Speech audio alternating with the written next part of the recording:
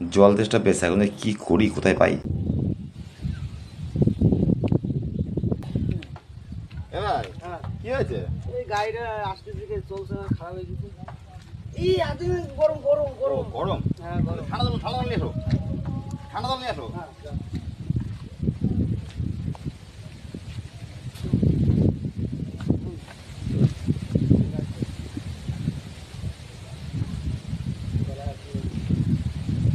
আহ, কি শান্তি।